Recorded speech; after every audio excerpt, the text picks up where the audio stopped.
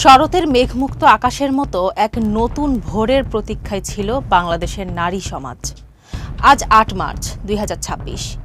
বিশ্বজুড়ে যখন আন্তর্জাতিক নারী দিবস পালিত হচ্ছে, তখন বাংলাদেশের আনাচে কানাচে এই দিবসটি কেবল একটি আনুষ্ঠানিকতা নয়, বরং এক দীর্ঘ লড়াইয়ের ফসল হিসেবে ধরা দিয়েছে। এটি এখন আত্মপরিচয় পুনর্গঠন এবং গত ২ বছরের উত্তাল রাজনৈতিক ও সামাজিক পরিবর্তনের এক অনন্য দর্পণ। গণতন্ত্রের অগ্রযাত্রায় অদম্য খালেদা জিয়া। স্বৈরাচার বিরোধী আন্দোলনে আপোষহীন ভূমিকায় অবতীর্ণ হয়ে ৯০-এর নির্বাচনে খালেদা জিয়া প্রথম নারী প্রধানমন্ত্রী হিসেবে ক্ষমতায় আসেন। এরপর নারীর ক্ষমতায়নে জিয়াউর রহমানের সেই ভিত্তিকে সম্প্রসারিত করে জাতীয় রূপ দেন। প্রধানমন্ত্রী হিসেবে তিনি নারীর শিক্ষা, স্বাস্থ্য, আইনগত অধিকার এবং রাজনৈতিক প্রতিনিধিত্বে ব্যাপক উদ্যোগগুলো চালু করেন। বিপ্লবের রাজপথ থেকে নীতি নির্ধারণী কক্ষ। ২০২৪-এর জুলাই বিপ্লবের সেই উত্তাল দিনগুলোতে আমরা দেখেছি নারীদের অকুতোভয় পদচারণা। ঢাকা বিশ্ববিদ্যালয়ের রাজপথ থেকে শুরু করে পাড়া মহল্লার অলিগলি, কোথাও তারা পিছিয়ে ছিলেন না। সেই আগুনের পরশমণি মেখেই ২০২৬-এর নতুন গণতান্ত্রিক অভিযাত্রা শুরু হয়েছে। তবে মুদ্রার উল্টো পিঠও আছে। ১৩তম জাতীয় সংসদ নির্বাচনে প্রায় ২,০০০ প্রার্থীর মধ্যে নারী প্রার্থীর সংখ্যা ছিল ৪%-এরও কম। সরাসরি ভোটে মাত্র ৭ জন নারী সংসদ সদস্য নির্বাচিত হওয়া আমাদের মনে করিয়ে দেয় যে মাঠ পর্যায়ের নেতৃত্ব এখনও পুরুষতান্ত্রিক কাঠামোর বৃত্তে বন্দী। যদিও সংরক্ষিত আসনের মাধ্যমে সেই খতিয়ান পূরণের চেষ্টা চলছে, কিন্তু প্রকৃত ক্ষমতায়ন তখনই আসবে যখন নারীরা সরাসরি লড়াই করে নীতি নির্ধারণী আসনে আসীন হবেন। অদম্য আগামীর পথে নারী।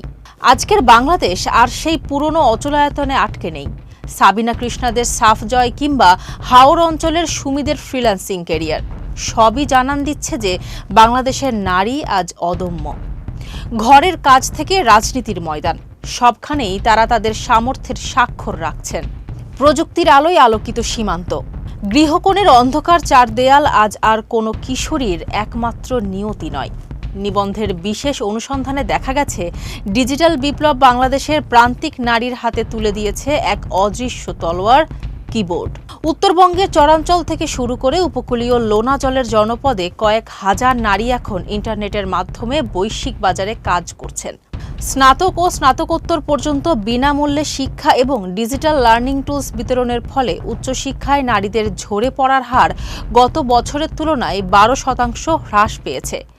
এটি কেবল পরিসংখ্যান নয়, এটি একটি প্রজন্মের ঘুরে দাঁড়ানোর গল্প। অর্থনীতির চাকা সচল রাখতে নারীরাই প্রধান চালিকা শক্তি। তবে যান্ত্রিকীকরণ ও প্রযুক্তির প্রভাবে পোশাক খাতের অদক্ষ নারী শ্রমিকদের কর্মসংস্থান আজ হুমকির মুখে। বাংলাদেশ পরিসংখ্যান ব্যুরোর সাম্প্রতিক তথ্য বলছে, শ্রমশক্তিতে নারীর অংশগ্রহণ কিছুটা কমলেও তা গুণগত মানের দিক থেকে বৃদ্ধি পেয়েছে।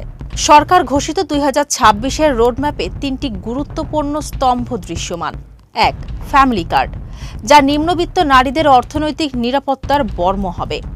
২. নিরাপদ কর্মস্থল আইন, যেখানে প্রতিটি অফিসে ডে কেয়ার ও সুরক্ষা সেল থাকা বাধ্যতামূলক। ৩. উদ্যোক্তা ঋণ, জামানতবিহীন ঋণ সুবিধা নারী উদ্যোক্তাদের স্বপ্নকে ডানা মেলতে সাহায্য করছে। সাফল্যের এই জয়গানের মাঝেও সাইবার বুলিং এবং নারী নির্যাতনের পরিসংখ্যান আমাদের পিছু টানছে।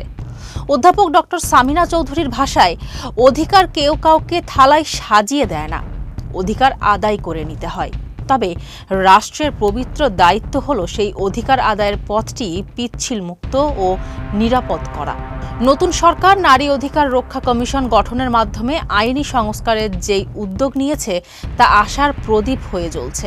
অনলাইনে হয়রানির বিরুদ্ধে জিরো টলারেন্স নীতি কতটুকু কার্যকর হয়, সেটি এখন দেখার বিষয়। আন্তর্জাতিক নারী দিবস ২০২৬-এর অঙ্গীকার হোক একটাই, নারীর জন্য এমন একটি সমাজ নির্মাণ করা, যেখানে তাকে নারী হিসাবে নয়, বরং একজন মানুষ হিসাবে তার যোগ্যতার পূর্ণ মূল্যায়ন করা হয়। ফারজানা হাসিন, মানবকণ্ঠ।